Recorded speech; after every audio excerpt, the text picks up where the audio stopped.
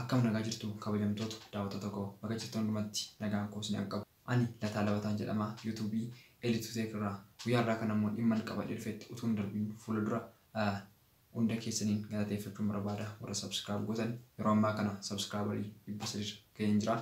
Warra subscribe gootan baay'ee galatoomaa. Warra yeroo jalqabaatiif gara YouTube kana dhuftan immoo subscribe gochuu akka hin daganne. YouTube kun baay'ee isin gargaara kallattii teknooloojii fi kallattii garaagaraatiin waan isin gargaaruuf akka itti fayyadamtaniidhaaf afaan Oromootiin sagantaa isin darbu waan ta'eef warri subscribe goone subscribe godhaa. Gara dhimma keenya guyyaa irraatti gaafan isin dabarsu akkuma mata duree isaa irraa hubattan waa'ee TV 2021 akkamitti akka guutamu mala salphaatii fi free ta'een afaan Oromootiin isinitti himaa suuta jedhee qalbiidhaan isinitti himaa hin ariifadhu nama hundumaatiif akka galuu danda'u jechuudha. Isa hordofnee walitti deebina. Turtiin keessan nafaana ta'u.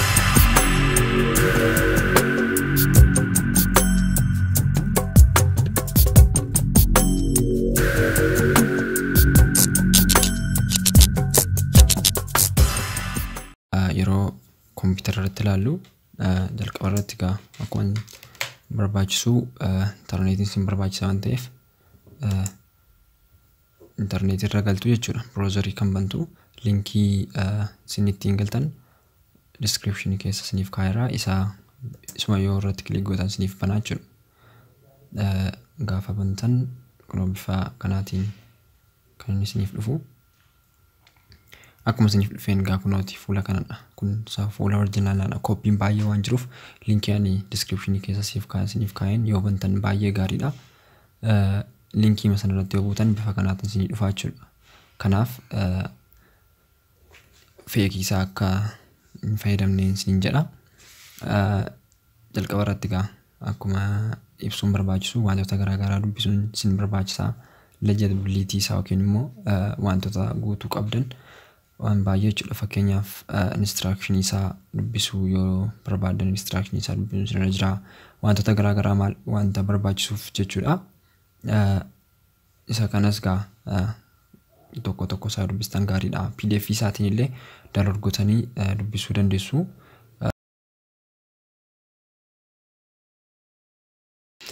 Kan biraanii photo instruction kana photo instruction kun baay'ee barbaachisaadha. Maaliif yoo jenne yeroo baay'ee sababa photo upload gochuu keessaniitiin illee yeroo itti kuftan ni jira. Kanaaf gaa akkamitti akka photo kana upload godhanii kunoom fakkeenyaaf bifa kanaatiin background isaa adii kan ta'e baay'ee filatamaadha. Bifa dukkanaa akkasiitiin filatamaa miti. Kun akkas fuulli isaa kan ta'e filatamaa miti. Ijoolleen kun bifa kanaatiin filatamaadha. Ijoolleen kun akkasitti jechuudha. Kan gaaddidduu qabuun filatamu. Completely dammoo kan manansarii yookiin immoo fuullee ijarraa qaban guutumaa guutuutti hin danda'amu jechuudha. Kun akka ishee kanaatti yoo normaalii taatanii footoo kaatan bareedaadha malee golgaa ijaatiin hin ta'u jechuudha. Kan biraa saayiziin isin itti kutuu qabdan bifa kanaatiin malee bifa kanaatti yookiin immoo fuula keessan duwwaan hin ta'u. Kun akkas gar tokkotti caaltanii ka'uu hin dandeessanii yookiin immoo achirraa siqxanii yookiin immoo adda keessan citee kallattii garaagaraatiin hin fudhatu. Kanaaf isa kana arrange gochuun isinirra jira jechuudha. Kan biraan resolution isaadha. Resolution isin itti ergitan kun akka ishee kanaattidha malee kallattii adda addaatiin tokko kan danda'amne jiru. Fakkeenyaaf bifa kanaatiin blur gootanii yookiin immoo footoon blur ta'ee kan gaaddidduu qabu mucaana kanatti blur taates isheen kun hin danda'amtu jechuudha. Fi saayiziin footoo immoo kun akka kanatti biratti yoo barreeffame kunis hin ta'u. Kan biraa editingii warra hojjetaniif immoo bifa kanaatti mataan isaa irratti akka ciccitu wayii ta'eera. Kun hin danda'amu. Gaafa edit gootan kukkutuu osoo hin taane utuun kukkutiin kan isin fayyadamuu qabdan. Isa isinitti agarsiisa. Booda akkamitti akka edit godhan footoo isinitti agarsiisa. Kun isheen kun amma guutumaa guutuutti hin danda'ama. Bifa kanaatiin edit goonee fuula namaa jallisnee namni kunis hin danda'amu. Amma isheen kunis ishee edit ta'eera hin danda'amu jechuudha. Kan biraan expression yookiin immoo feeling garaagaraa agarsiisuu ol galagaluu kolfuu ol ilaaluu gad ilaaluu morma jallisuu waan akkasii jallatanii dhaabachuun hin danda'amu wantoota akkasii kana kanarraas of eeggachuu qabdu kan biraan koofiyaan wantoota garaagaraa fuula dhoksuun danda'amu warra yeroo baay'ee musliimotaaf immoo bifa kanatti fuula guutummaa guutuutti mul'isuu qaba guutummaa guutuutti mul'isuu qaba yookiin immoo malee fuula ishee akkasitti yookiin immoo dhoksuun gar tokko dhoksuun hin danda'amu kana malees mucaan akkanatti kaasuun hin danda'amu wayyaa akkasitti uffatanii kaasuun hin danda'amu akkanaan hin danda'amu kan biraa backgrounding keessan yoo adii ta'e baay'ee filatamaan adiidha girgiddaan hin danda'amu blue yookiin immoo kalariin biraa duubaan yoo fayyadamtan ta'e gaariidha adiimti baay'ee bareedaadha waan ta'eef isumadhas kan barbaadamu backgrounding keessan mastaayitii yookiin waan adda addaa gochuun hin barbaachisu ijoolleef immoo haadharra kaanii footoo kaasuunis ammasumatti barbaachisaa miti jechuudha kun akkasitti amma kun background isaa kun hin bareeda garuu hin ta'u way bareeduu dhiisaa osoo hin taane amma isaan kan isaan barbaadanidha jechuudha maaliif backgroundonni baay'een qaama keenya irratti dhiibbaa waan qabaniifidha kan biraan nama isheen kun mucaan kun lama yoo ilaaltan isheen kun amma haadha ishee irra teesseetti akkasitti hin danda'amu jechuudha bifa kanaatiin kunoo kan biraas kan ijoolleen bifa kanaatiin ilaa kan ta'uu qabuuf kan hin ta'uu hin qabne kana yoo dubbistan baay'ee gaariidha jechuudha gara foormii isaa guutuutti gaafan sin geessu foormii isaa kan guutanii begin internetii kana dubbisuu dandeessu info isaa kallattii garaagaraatiin begin yoo jettan gara sanaatti sin fudhataa jechuudha amma banaa jira jalqaba irratti kunoo kanas ni dhufa kooddii kana isaa gurguddaa capital letters yoo ta'e qubee guddaas qubee xiqqaas akkana jirutti lakkoofsa barreessitanii gaafa gashitan submit jechuudha isa kun isuma achirratti argitan kana securityidhaaf googling kan inni fayyadamudha kanaaf kana kun jirutti gashaati submit jechuudha erga submit jettanii kunoo jalqaba irratti dhufeera jechuudha amma asirratti last name kan jedhu maqaa akaakayyuu keessanidha kana kan waan ni godhe isinitti himu jechuudha isinitti himu suutadheen isinitti himu waan ta'eef rakkina hin qabu suutadhee akka nama hundumaaf ta'utti isiniif ibsaa akka dhiibbaa asirratti hin qabneef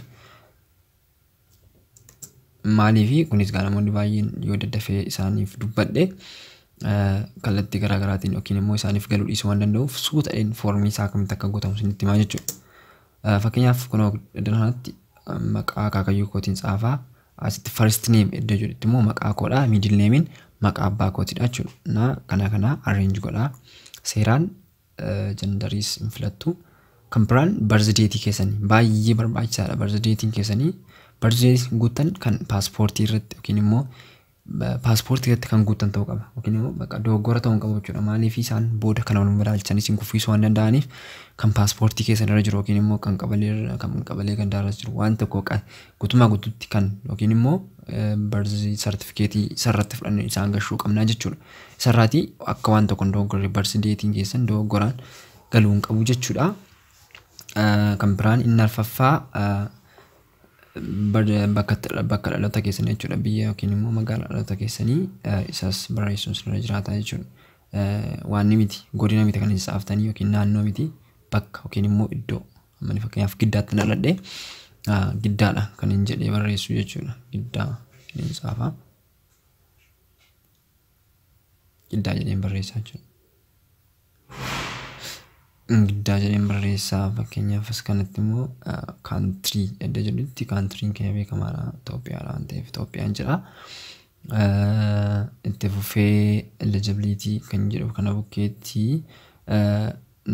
biyya tokko irratti akkasitti waan dhufuuf no yoo jette yookiin immoo are you claiming eddeedhu kanarratti waan ni goone no enne gaafa no ennu biyya sana select godhachuu dandeenya jechuudha if not jedhee waan fiduuf jechuudha kana filannaa jechuudha Itoophiyaa inni filannaa jechuudha kana booda gadi buunee passport iddoo jedhu kanatti dhagaama bara nagaa kan isaan wanta kanatti dabalan yeroo kan hin jiru kanaaf paaspoortii keessan akka paaspoortii keessa maqaa irratti jiruttidha. Barana paaspoortii malee waan danda'amu miti.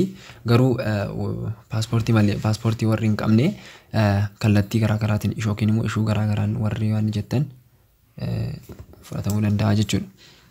Iddoo nambarii jedhu kanatti paaspoortii nambarii kan jedhu kana anaan keessan guutuu anaan koon guutuu akkasumatti itti namni waan ka'uuf isa guutuu qabdu jechuudha. Expired date fakkeenyaaf ankoo kan inni itti expired godhudha kuni gaafa 11ffaa gaafa bultii 15 2023 kan inni expired godhu jechuudha. Kun amma kan koodha paaspoortii koodha.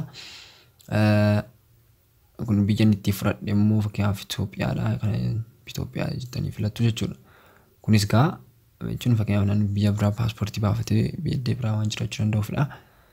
Kan biraan paaspoort warri hin qabnee fi fakkeenyaaf statelessii warri ta'an statelessii yookiin nationality kan hin qabne ta'uu danda'a. Communist controlled country ta'uu danda'a. Unable to obtain passport receive individuals. Jechuun bakka rakkina warri qaban as keessaati warri paaspoortii hin qabne illee filachuu danda'u jechuudha. Gaanatti fufuu gara footootti gaafa dabarru footoo kana immoo akkamitti footoo sana akka edit godhan jalqaba sanitti meen isa booda ergi footoo sana edit gooneeti yookiin immoo footoo isaaf ta'u sana edit goonee upload goonaa jechuudha. Mee amma gara video editor footoo editorii deemnee akkamitti footoo edit akka godhan isinitti agarsiisee kana boodatti deebinaa jechuudha. Amma kan inni fayyadamaa jiru kun akkuma argitanii Adobeedha. Adobe irrattis amma footoo ta'e tokko upload godhee akkamitti akka edit godhanii erga edit gootanii immoo upload gootanii isinitti agarsiisaa jechuudha. Fakkeenyaaf footoo kana an footoo kootiidha. Amma akkuma argitan background isaa kun hin ta'u. Kanaaf cut godhee cut kan gootan immoo 600 pixeliidha. Kana waan gochuun dandeenya. Pixeliidhaan aspect ratio isaa jechuudha. Ratio kanaan kuttuu ergi ratio kanaan kuttanii kan isinii irratti hojjechuu dandeessan jechuudha. Ergiin kutee booda fakkeenyaaf bifa kanaatiin kuteera amma edit gochuun irra jira jechuudha. Background isaa dhaamsiisuudha. Garuu immoo mataa korraa rifeensa korraa wanti tokko iccituu qabu jechuudha. Gaafa edit godhu kana sirriitti of eeggatanii edit gochuu dandeessu. Isin salphaamatti waan isin gorsu keessaati duduuba keessan yookiin background keessan girgiddaa adii bukkee dhaabattanii yoo kaatan baay'ee gaariidha. Isatti filatamaadhas ani footoo kan ammas isinitti agarsiisuu fedhen malee isin kan isin filatamu isa sana yoo kaatanidha jechuudha. Kun akkasitti select yoo goone select goone fakkeenyaaf as dhufee kan nu fayyadame kun quickly selection toolidha. Ishee kana fayyadamtaniiti kana booda refining the edge yootanii bifa sanaatiin waan ciccituuf kun ishee kana akkas gootanii irraa fuudhuun danda'ama jechuudha. Kun amma dhumaatti waan goota kana booda waan tokko tunkutiin wanticha ofiisaatii sirreessaa jechuudha. Qarqara isaa kana amma akkas godhee dhiise kun akkanatti ofiisaatii bareedidha jechuudha. Kana booda okay dheen kana keessaatii ba'a. Ergina akkas godheetii gaa laayerii araan banaa jechuudha.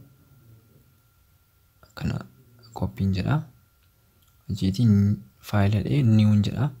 Erga niiwoo dheetii asokkeetti fakkeenyaaf amma barbaade DV jedha.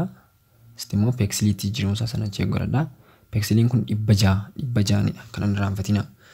Kan isin edit gochuu qabdan 600 pixel as bukkeettis 600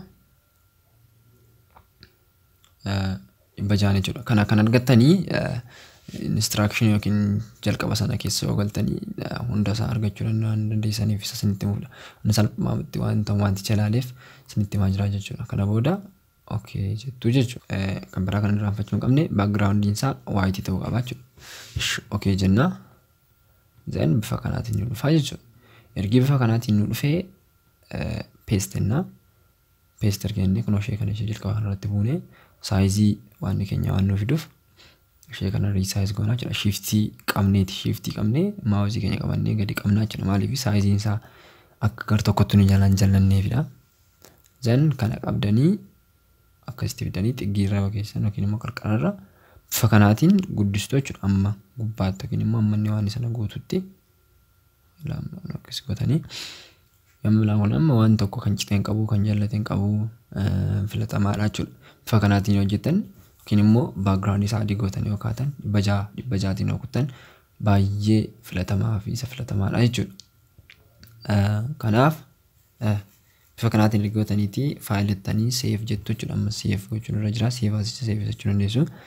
Then kan ittiin save gootan Photoshop kan jedhee jiru waan ta'eef JPEG kan jedhu kanatti click gootanii kanaan akkan save gochuun sinirra jiru jechuudha. Then kan ammoo erga akkas ta'eeti maximum isaa quality maximum isaa ta'uu isaan dagatina. Then okay jennaa fixnee jechuudha kana. Amma ergi fixneeti gara kanaatti dhufnee ergi gara kanaatti dhufneeti amma choose new photo jennaa jechuudha. Photo sana filannaa. Ergi photo kana filanneeti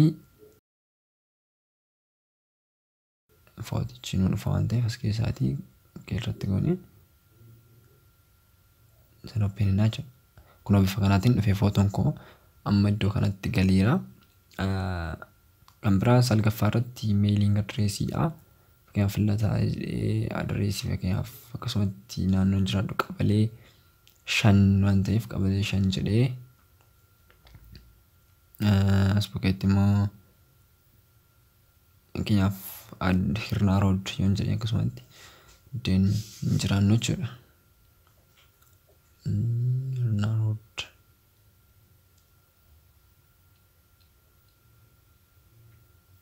Hirnaa rood yoon jedhee as bukkeeratti immoo country city kan jedhuuf immoo citiin koo bishooftuudha waan ta'eef bishooftuu jechuun irra jira jechuudha. Bishooftuun district country province fi stateidha.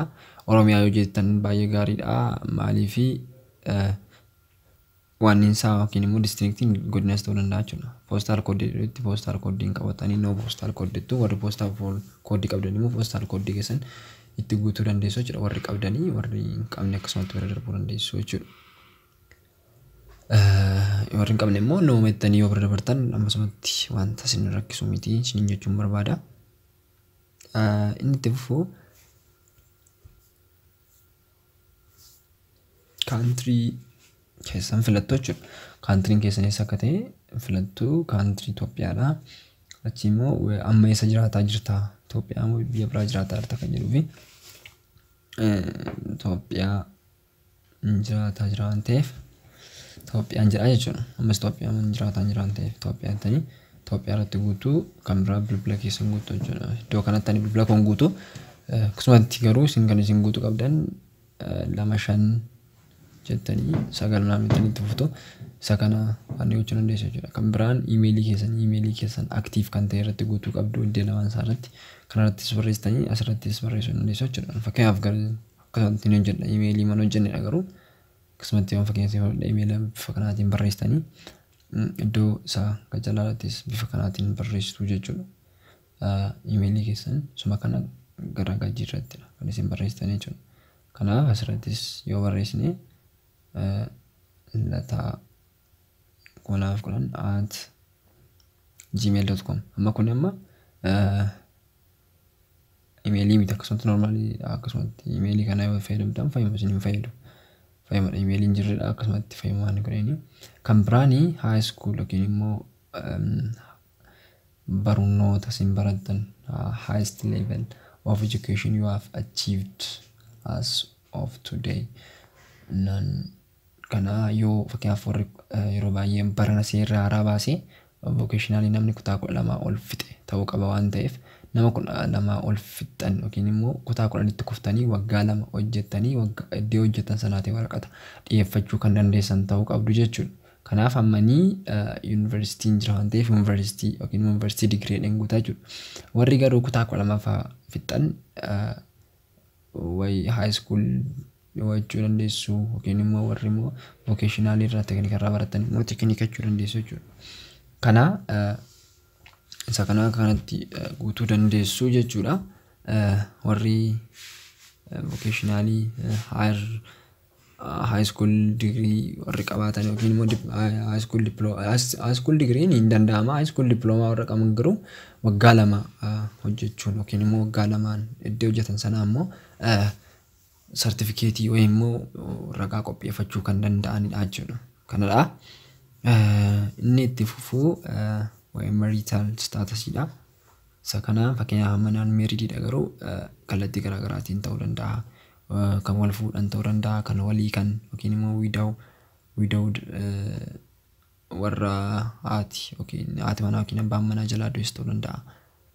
Legal separate triin immoo fakkeenyaaf warra wal hiikan seeraan jechuudha. Isa ta'uu danda'a jechuudha. Fakkeenyaaf married waan ta'eef unmarried jedha. Wanti isin asirratti guutan yoo egeris yookiin immoo carraan kun isin baase wanti isin gochuu qabdanidha jechuudha. Jechuun yeroo haadha manaa qabachuu hin dandeessan amma kan guutan kanarratti. Kan biraa ijoolleedha yookiin immoo mucaa qabattan fakkeenyaaf ijoollee waan hin qabneef 0 jedha jechuudha. Ijoollee warri qabdan fuulii isaa tun dogoggora isaa gashaa booda fakkeenyaaf 2 qabattanii yoon qabu. Amma fixneerraa jechuudha. Amma yeroo gara kanaatti dhufnu kun bifa kanaatiin bifa PDF fakkaatuun isiniif ka'a. Ani egaa waan hundumaa edit godheen pause godhee viidiyoo sana pause godhee paaspoortii nambarii kos waan hundumaa waan hin gasheef na dabarsee malee yoo isin seeraan guunne ta'e isin hin dabarsu. Amma inni paaspoortii nambarii koo imeelii koo isa hojjetu hundumaa gasheera waan ta'eef waan hundumaa bira na dabarsee amma submit gochuun hin danda'a jechuudha. Amma submit jedheera bifa submit gaafa isin gootan successfully naan jedheera jechuudha. Amma successfully submit ta'eera jechuudha. Kanaaf confirmation code keessan kana kaa'achuun isinirra jira.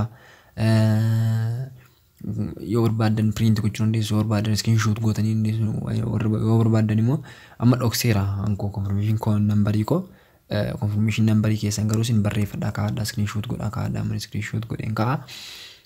Kun amma screenshotiin godhee isinis kaa'adhaa bifa screenshotiidhaan kaa'adhaa malee kallattii garaagaraatiin akka booda rakkanetti booda waan gara barbaadan print gochuu dandeessu kunoo kanatti gootanii printerii sakkaatanii printerii itti galchitanii print godhachuu dandeessu jechuudha. Kunoo print gootanii baafachuu dandeessu.